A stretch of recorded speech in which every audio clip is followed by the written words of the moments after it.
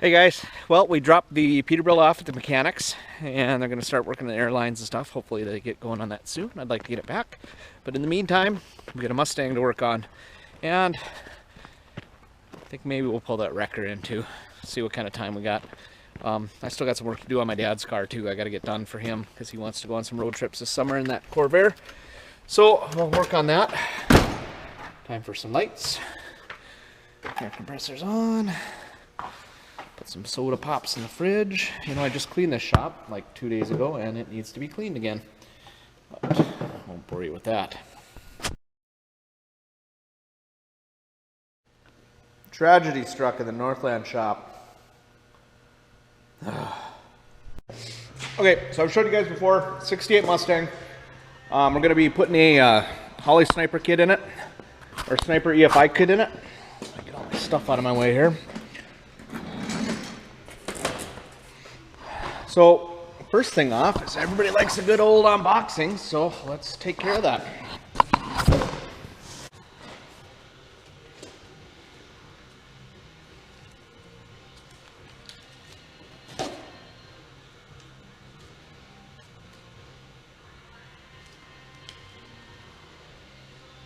Ed Halligan, people. Your knife's always on your money clip.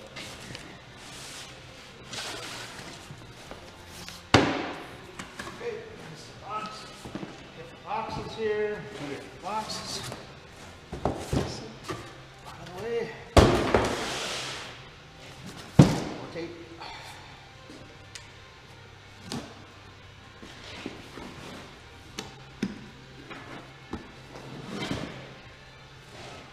Now, supposedly this kit comes with everything I'm going to need to install this on this car, so we'll see how close they are when they say that. But from what I've heard from buddies of mine that have installed this kit into other vehicles, they pretty much send you everything you need. So here's the throttle body itself.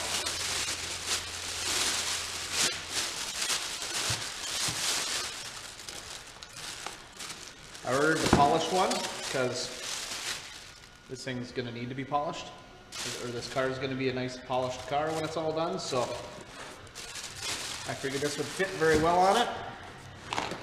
Plus we got parts here. We got our control box here. Comes with a stylus and some mounting tabs, it looks like.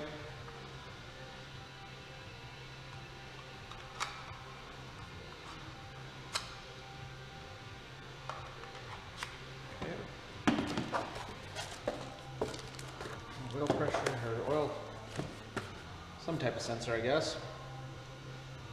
Coil driver.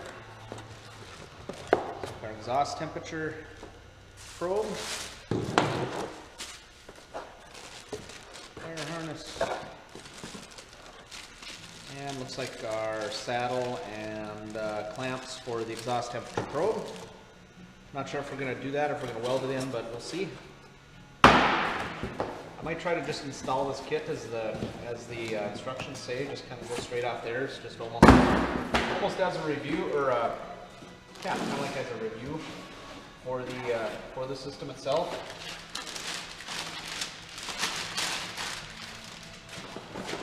Fuel line. Looks like some AN fittings here.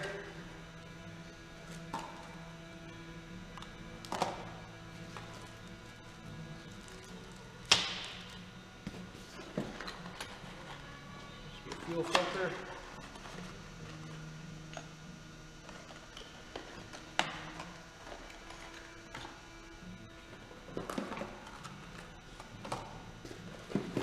Lots of AN fittings. Lamps.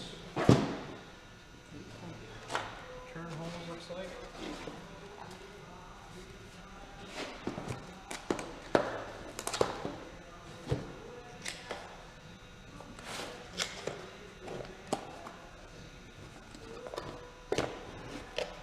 Fuel pump.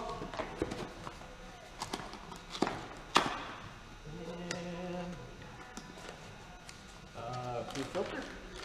second fuel filter. 2 fuel filters looks like. So.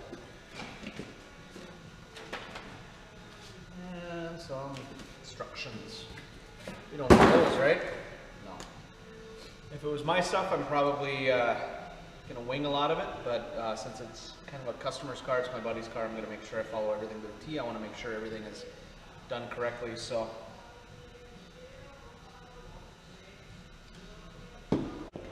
Okay, the first step's gonna be mounting the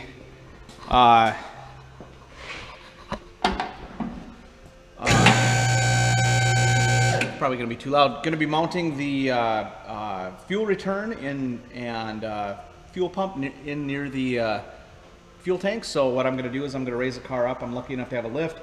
I'm going to raise the car up. We're going to take a look at where the fuel return is going to have to go in.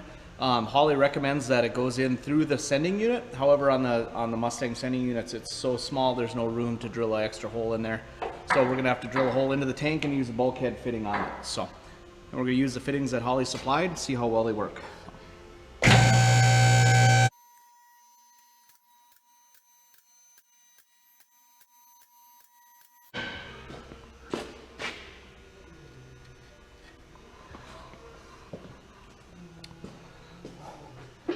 Okay, so this is the area we have to work with. We actually have a factory fuel line that actually looks fairly decent running up to the front of the car. Got a rubber fitting here. I guess I didn't even look to see where it goes up in there.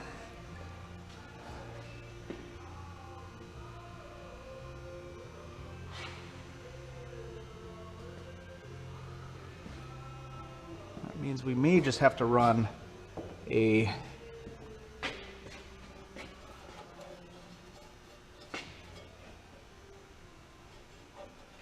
the return line.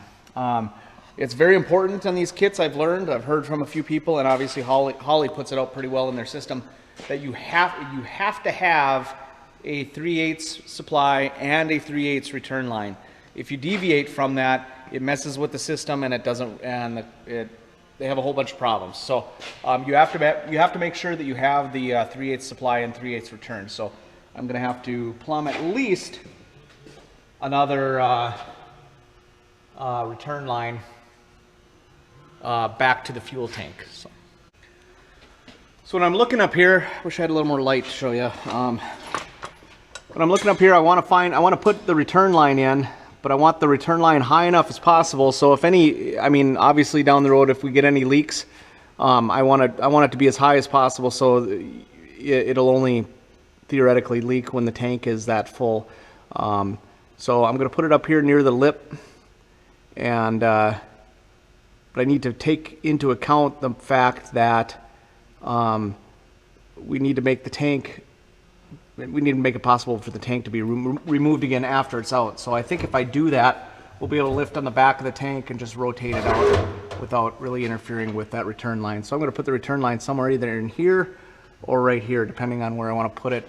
I want to probably put it here just to keep it a little further away from, well, anywhere along here. Actually, I can go right here too. I'll probably keep it here, just try to keep it away from the fuel line, or I'm sorry, the exhaust on the car, because obviously we don't want heat and gas all intermingled with each other.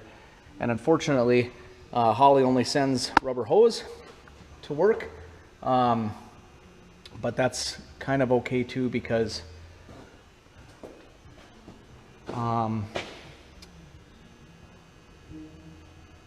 yeah, that's what I got to work with. So it is what it is, I guess. Okay, so I located my spot where I want my return line to go, and it's going to be right here. I've marked it, but I want to move it just a little bit over. But I'm going to put it in here. Calls for a 9/16 inch drill to be hole to be drilled. So I'm going to start with a smaller bit, obviously, and then finish off with the 9/16. Actually, I'm going to get my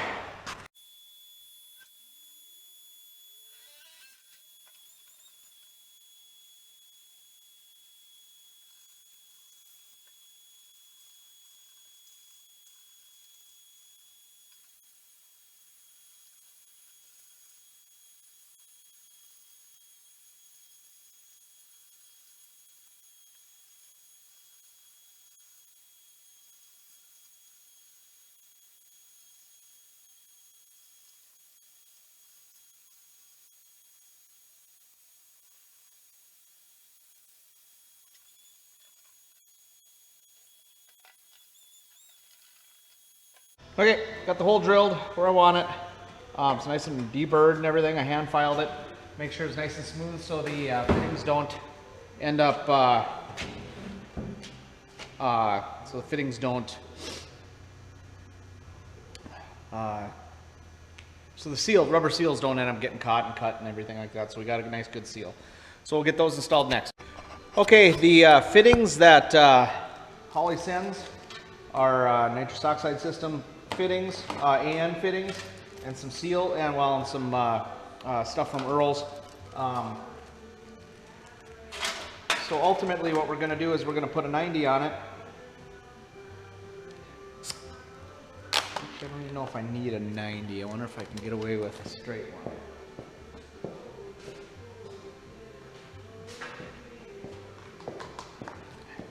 Well, they didn't send me a straight one, so we're going to go with a 90.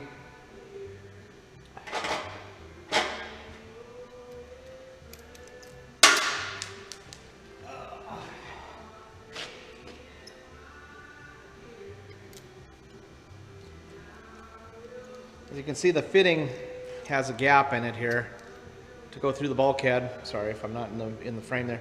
Has a gap in it to go through the bulkhead. So what I'm going to do is I'm going to thread the first nut on. Put one of these seals on. They're AN fittings. From what I know is that stands for Army Navy, because they were the type of fittings that were like mil spec on all the airplanes and everything like that, from back in like pre-World War II times, if I remember correctly, in the research I did on it, because I'm kind of a nerd like that. So basically it'll go into the bulkhead like this. And the reason I wanted to get this close enough to this hole was so I could actually reach in with a wrench and work on this stuff a little bit.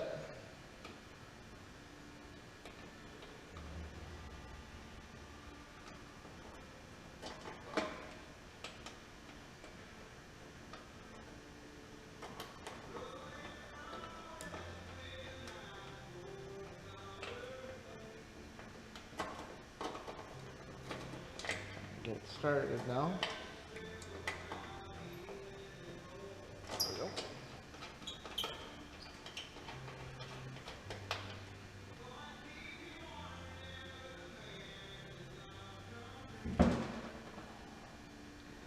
So the nice thing about this is as soon as I get one side tight, I can actually take up the rest of the slack on the outside out here, and I don't have to worry about holding the nut on the inside.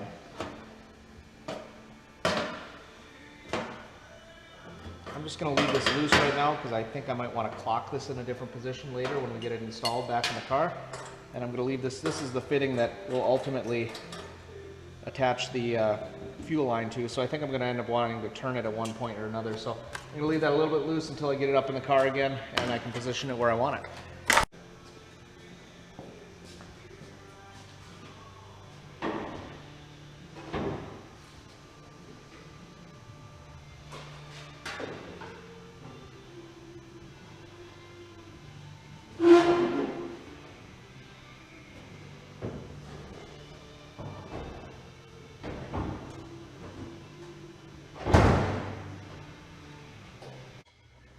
Okay, so you can see where the fitting exits here. Probably standing right in my light here. This is the supply line that I may or may not use. I haven't decided yet. So what I want to do is I want to clock this fitting 90 degrees this way. So I just left it a little bit loose. And I'm going to just go ahead and clock it. Crank her down. Shoo, there we go. We got the return line bulkhead fitting in. And look at that. Planned it perfectly. And both the nitrous oxide system emblems sit out nice and right down. And so when you're crawling under with the creeper, you can read those and think, whew, high performance. Hey guys, thanks for watching. I ended up coming up with a lot of footage, so I want to try to split it up a little bit. So Make sure you catch the next video. We're going to talk about mounting the fuel pump and getting the lines running and everything like that. So I'm going to try to do this in some installments. So if you guys have been watching my Peterbilt stuff, you'll know that I do that sometimes, and from there. But if you like what we're seeing so far, I'm going to really go through things step by step. It's not a real fast moving process, but it's you guys will be able to see everything that it's going to take to install this fuel injection. And you're just going to see a lot of stuff on the Mustang. So make sure you hit subscribe, and make sure you hit the like button if you guys see it or have any suggestions or things you want to see, or critiques or anything like that. Go ahead and drop them in the comments. Let me know. Thanks. See ya.